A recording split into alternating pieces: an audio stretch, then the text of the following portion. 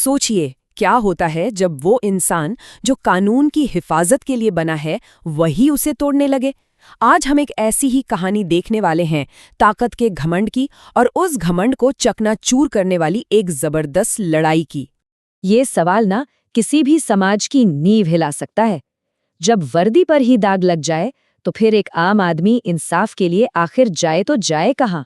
इस पूरी कहानी में ना दो अहम किरदार हैं। एक तरफ है इंस्पेक्टर आदित्य रंजन, जिसके लिए उसकी वर्दी सिर्फ हेकड़ी दिखाने का एक कवच है, और दूसरी तरफ है कनिका मेहरा, डिस्ट्रिक्ट मैजिस्ट्रेट, जो एक बिल्कुल साधारण लड़की के भेष में इस पूरे अन्याय को अपनी आंखों से देख रही थी। और बस यहीं से शुरू होता है पावर का असली खेल। तो कहानी शुरू होती है एक आम से बाजार से, मतलब बिल्कुल वैसी जगह जहां हम सब जाते हैं। पर इसी आम सी जगह पर एक अफसर की पावर का, कह सकते हैं कि एक बहुत ही घिनौना चेहरा सामने आता है। और ये तो बस एक बड़े करप्शन की शुरुआत थी।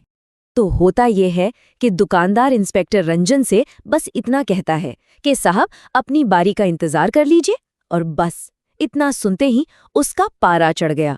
वो चिल्लाया, क्या बोला? 2 मिनट रुको, तेरे बाप का नौकर हूं क्या? इंस्पेक्टर हूं मैं यहाँ का। उसकी आवाज में कानून का डर नहीं था, सिर्फ अपनी कुर्सी का घमंड था। और मामला यही नहीं रुका। जब कनिका, जो उस वक्त एक आम लड़की के भेष में थी, ने बड़े आराम से उसे नियम याद दिलाए, तो इंस्पेक्टर का गुस्सा तो जैसे आसमान छू गया। अब ये सिर्फ बदतमीजी नहीं रह गई थी, ये एक सीधी सीधी धमकी थी। ए गवार लड़की, दिखने रहा मैं कौन हूं? अभी इतना मारूंगा ना कि घर तक चल के नहीं जा पाएगी। मतलब ये सिर्फ रौब जमाना नहीं था, ये तो खुली गुंडागर्दी थी, जबरन वसूली।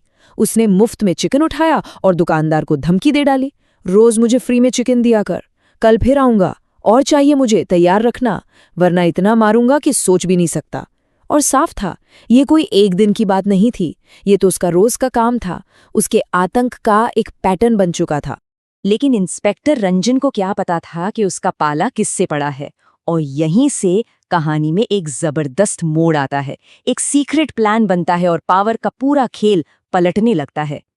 अपनी ताकत के नशे में चूर उस इंस्पेक्टर ने एक बहुत बड़ी गलती कर दी थी। उसने एक ऐसी औरत से पंगा ले लिया था जिसके बारे में उसे कोई अंदाजा ही नहीं था। जैसे ही इंस्पेक्टर वहां से निकला, कनिका उस डरे सहमे दुकानदार की तरफ मुड़ी और अपनी असली पहचान बताई।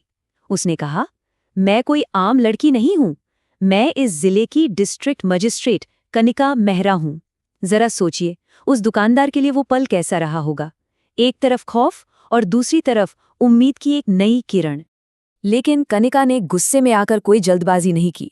नहीं, उसने एक बहुत सोची समझी स्ट्रैटेजी बनाई, एक जाल बिछाया। प्लान क्या था? स्टेप 1, अगले दिन उसी दुकान पर वापस आना। स्टेप 2, एक छिपा हुआ कैमरा लगा देना जो सब कुछ रिकॉर्ड करे। स्टेप 3, इंस्पेक्टर को थोड़ा उकसाना ताकि वो अपना सारा कच्चा चिट्ठा खुद ही कैमरे पर उगल दे।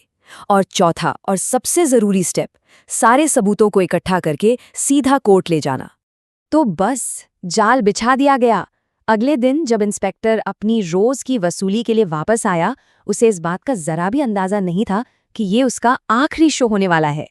इंस्पेक्टर रंजन अगले दिन ठीक उसी घमंड के साथ लौटा।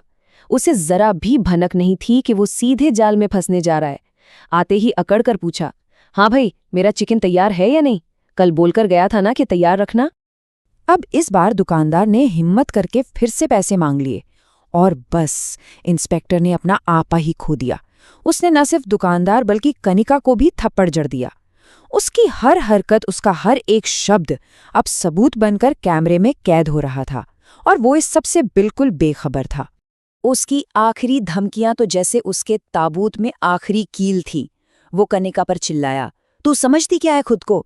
मेरे से पंगा मत लेना, वरना इतना मारूंगा कि घर तक चल के नहीं जा पाएगी। ये तेरी दुकान नहीं है तो बीच में टांग मत अड़ा। हर एक शब्द के साथ वो कानून के शिकंजे में और कसता जा रहा था। तो अब लड़ाई बाजार की गलियों से निकलकर अदालत के कटघरे तक आ पहुंची थी, और यहाँ पर सिर्फ एक इंस्पेक्टर का नहीं बल्कि पूरे सिस्टम का इम्तिहान होना था। कोर्ट में सबूतों का अंबार लगा दिया गया। सबसे पहले वो अनकट सीसीटीवी फुटेज, फिर फोरेंसिक रिपोर्ट जिसने साबित कर दिया कि वीडियो के साथ कोई छेड़छाड़ नहीं हुई है, दुकानदार की चोटों को बताती हुई मेडिकल रिपोर्ट, और फिर सबसे बड़ा सबूत, खुद डिस्ट्रिक्ट मैजिस्ट्रेट कनिका मेहरा और उस दुकानदार की गवाही। अब बचाव के लिए कोई गुंजाइश बची ही नहीं थी। बचाव पक्ष ने एक बड़ी अजीब दलील दी कि इंस्पेक्टर बस स्ट्रेस में था, टेंशन में था। लेकिन जज ने उनकी इस दलील को बीच में ही काट दिया और एक ऐसा सवाल पूछा जिसने सब कुछ साफ कर दिया। उन्होंने कहा, क्या गुस्सा आने का मतलब ये है कि एक इंस्पेक्टर किसी को भी थप्पड़ मार दे? क्या कानून का रखवाला ही कानून तोड़ेगा?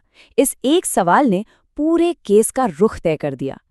और फिर आखिरकार फैसला आया। ये सिर्फ एक सजा नहीं थी, ये पूरे शहर के लिए एक बहुत बड़ा मैसेज था, एक संदेश था जवाबदेही का।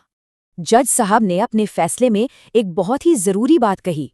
उन्होंने कहा, कानून सबके लिए बराबर है, चाहे वो आम आदमी हो या कोई पुलिस अफसर। अगर कोई भी अपने पद का गलत इस्तेमाल करेगा तो उसे सजा मिलकर रहेगी।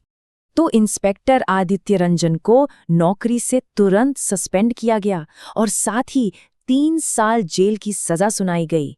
ये सजा उसके घमंड और उसके गुनाहों का सीधा नतीजा थी। ये जीत सिर्फ कनिका की या उस दुकानदार की नहीं थी, ये असल में पूरे समाज की जीत थी। फैसले के बाद जब डीएम कनिका मेहरा मीडिया के सामने आई तो उन्होंने एक बहुत ही पावरफुल मैसेज दिया। उन्होंने कहा, अब किसी भी गरीब इंसान को डरने की कोई जरूरत नहीं है।